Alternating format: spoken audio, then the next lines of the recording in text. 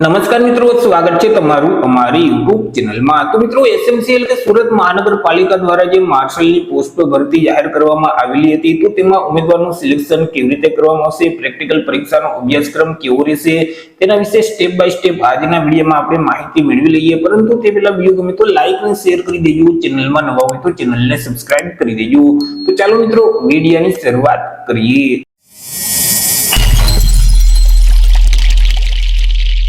તો મિત્રો, જે માર્શલનું જે સિલેક્શન છે તે કરવામાં આવશે તે અલગ અલગ 3 તબક્કાની પ્રેક્ટિકલ ટેસ્ટના આધારે કરવામાં આવશે। અહીં મિત્રો કોઈ પણ પ્રકારની લેખિત પરીક્ષા લેવામાં નહીં આવે, પરંતુ પ્રેક્ટિકલ પરીક્ષા છે તે લેવામાં આવશે અને તેમાં તમે જેટલા માર્ક મેળવશો તેના આધારે એક મેરિટ લિસ્ટ તૈયાર કરવામાં આવશે અને તે મેરિટના આધારે ઉમેદવારનું સિલેક્શન કરવામાં આવશે।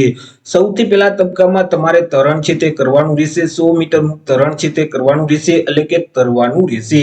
અને આ જે 100 મીટરનું તરણ છે તે તમારે 3 મિનિટની અંદર પૂરું કરવાનું રહેશે। જે વિદ્યાર્થી અહીં 2 મિનિટની અંદર આ તરણ પૂરું કરશે તો તે વિદ્યાર્થીઓને પૂરેપૂરા માર્ક એટલે કે 10 માર્ક આપવામાં આવશે।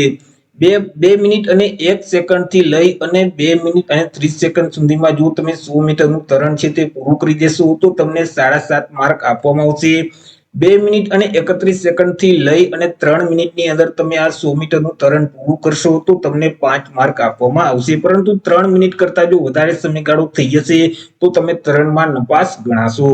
ત્યાર પછી બીજા તબક્કામાં અલગ અલગ પ્રેક્ટિકલ ટેસ્ટ છે તે આપવાની રહેશે। તેમાં સૌથી પહેલા તો 2 કિલોમીટરની સામાન્ય દોડ છે તે કરવાની રહેશે અને આ દોડ છે તે 12 મિનિટની અંદર પૂરી કરવાની રહેશે। 10 માર્કની દોડ રહેશે। હવે જે વિદ્યાર્થી 8 મિનિટની અંદર આ દોડ પૂરી કરશે તો તે વિદ્યાર્થીને પૂરેપૂરા 10 માર્ક છે તે આપવામાં આવશે। ત્યાર પછી 8 મિનિટ થી લઈ અને 9 મિનિટ સુધીમાં તમે જો આ 2 કિલોમીટરની સામાન્ય દોડ પૂરી કરશો તો તમને 7.5 માર્ક છે તે આપવામાં આવશે। 9 મિનિટ થી લઈ અને 10 મિનિટના સમયગાળા દરમિયાન તમે આ દોડ પૂરી કરશો તો તમને 5 માર્ક આપવામાં આવશે। 10 મિનિટ થી લઈ અને 12 મિનિટ સુધીમાં તમે જો આ દોડ પૂરી કરશો તો તમને 2.5 માર્ક છે તે આપવામાં આવશે। પરંતુ 12 મિનિટ કરતા જો તમે વધારે સમયગાળો લેશો તો તમે મિત્રો નપાસ ગણાશો। ત્યાર પછી મિત્રો તમારે હોજ પાઇપ સાથેની વજન ઉંચકી અને 100 મીટરની દોડ છે તે કરવાની રહેશે અને તે દોડ છે તે 20 સેકન્ડની અંદર પૂરી કરવાની રહેશે। દોડના 10 માર્ક રહેશે। તેમાં મિત્રો તમે 16 સેકન્ડની અંદર આ દોડ પૂરી કરી દેશો તો તમને પૂરેપૂરા 10 માર્ક આપવામાં આવશે। 16 સેકન્ડ થી લઈ અને 18 સેકન્ડની વચ્ચે આ દોડ પૂરી કરશો તો 7.5 માર્ક આપવામાં આવશે। 18 સેકન્ડ થી લઈ 20 સેકન્ડની અંદર તમે આ દોડ પૂરી કરશો તો તમને 5 માર્ક આપવામાં આવશે। પરંતુ જો 20 સેકન્ડ કરતા વધારે સમયગાળો લેશો તો તમે નપાસ ગણાશો। ત્યાર પછી મિત્રો તમારે રસો પકડી અને 10 મીટર ઉપર ચડવાનું રહેશે। ગાંઠ વગરનો રસો પકડી અને 10 મીટર ઉપર ચડવાનું રહેશે કે જે મિત્રો તમારે 1 મિનિટ અને 45 સેકન્ડની અંદર તે પૂરું કરવાનું રહેશે। તેમના પણ 10 માર્ક રહેશે। તમે જો મિત્રો 1 મિનિટની અંદર આ રસો પકડી અને તમે 10 મીટર ઉપર ચડી જશો તો તમને પૂરેપૂરા 10 માર્ક છે તે આપવામાં આવશે। 1 મિનિટ થી લઈ અને 1 મિનિટ અને 15 સેકન્ડ સુધીમાં તમે જો આ દોડ કમ્પ્લીટ કરશો, આ જે રસો પકડી ઉપર ચડવાનું જે છે તે તમે કમ્પ્લીટ કરશો તો તમને 7.5 માર્ક આપવામાં આવશે। 1 મિનિટ અને 15 સેકન્ડ થી લઈ અને 1 મિનિટ અને 30 સેકન્ડની અંદર કમ્પ્લીટ કરશો તો તમને 5 માર્ક આપવામાં આવશે। 1 મિનિટ અને 30 સેકન્ડ થી લઈ અને 1 મિનિટ અને 45 સેકન્ડ સુધીમાં તમે આ જે પ્રેક્ટિકલ પરીક્ષા છે તે કમ્પ્લીટ કરશો તો તમને 2.5 માર્ક છે તે આપવામાં આવશે। પરંતુ 1 મિનિટ અને 45 સેકન્ડ કરતા વધારે સમયગાળો લેશો તો તમને નપાસ ગણાશો। ત્યાર પછી મિત્રો રોડ લેડર પકડી અને તમારે ઉપર ચડવાનું રહેશે 10 મીટર કે જે મિત્રો તમારે 1 મિનિટ અને 15 સેકન્ડની અંદર પૂરું કરવાનું રહેશે। તેમના પણ 10 માર્ક રહેશે। તેમાં જો તમે 30 સેકન્ડની અંદર પૂરું કરી દેશો તો 10 માર્ક આપવામાં આવશે। 30 સેકન્ડ થી લઈ 45 સેકન્ડ સુધીમાં પૂરું કરશો તો 7.5 માર્ક આપવામાં આવશે। 45 સેકન્ડ થી લઈ 1 મિનિટ સુધીમાં તમે પૂરું કરશો તો 5 માર્ક આપવામાં આવશે। 1 મિનિટ થી લઈ અને 1 મિનિટ 15 સેકન્ડની અંદર પૂરું કરશો તો તમને 2.5 માર્ક આપવામાં આવશે।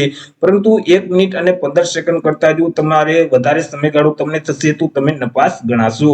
ત્યાર પછી મિત્રો ત્રીજા તબક્કાની પરીક્ષા છે તે લેવામાં આવશે। અહીં પ્રથમ તબક્કો અને બીજા તબક્કામાં જે ઉમેદવાર સફળ થઈ જશે તો આગળ તેઓએ ત્રીજા તબક્કાની પરીક્ષા આપવાની રહેશે કે જેમાં મિત્રો પગ છે, દ્રષ્ટિ અને માનસિક સ્વાસ્થ્યની ચકાસણી છે તે કરવામાં આવશે। ઉમેદવાર છે તે વાંકા ઢીંચણ, સપાટ પગ, ત્રાંસી આંખ તેમજ બોલવામાં છતી જો ધરાવતા હશે તો મિત્રો તમને નપાસ ગણી દેવામાં આવશે। તે છતી ન ધરાવતા હોવા જોઈએ તેમજ મિત્રો માનસિક તથા શારીરિક રીતે કોઈ પણ જાતની છતી ધરાવતા ન હોવા જોઈએ।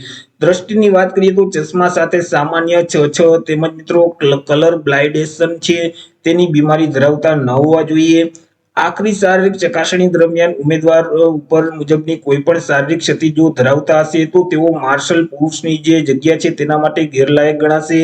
જો તેમજ ઉપર મુજબની પ્રેક્ટિકલ પરીક્ષામાં સફળતાપૂર્વક પાસ કરેલ હશે તો પણ મિત્રો તેમની ઉમેદવાર છે તે રદ કરી દેવામાં આવશે. એટલે કે ઉપરની જે 2 તબક્કાની જે પરીક્ષા છે તેમાં પાસ થઈ જશો અને તમે જે શારીરિક ચકાસણીની જે પરીક્ષા લેવામાં આવશે 3જા તબક્કાની, તેમાં મિત્રો તમે જો નપાસ થશો તો તમારી જે મિત્રો નિમણૂક છે તે રદ કરી દેવામાં આવશે. તમારું ફોર્મ છે તે ઉમેદવારી છે તે રદ કરી દેવામાં આવશે. તો એવી રીતે મિત્રો જે સુરત મહાનગરપાલિકા દ્વારા માર્શલની પોસ્ટ પર ભરતી જાહેર કરવામાં આવેલી છે તેમાં ઉમેદવારનું સિલેક્શન છે તે એક પ્રેક્ટિકલ પરીક્ષાના આધારે કરવામાં આવશે. તો આશા રાખું છું વિડીયો પસંદ પડ્યો હશે. વિડીયો પસંદ પડ્યો તો લાઈક અને શેર કરી દેજો. ચેનલમાં નવા હોય તો ચેનલને સબસ્ક્રાઇબ કરી દેજો.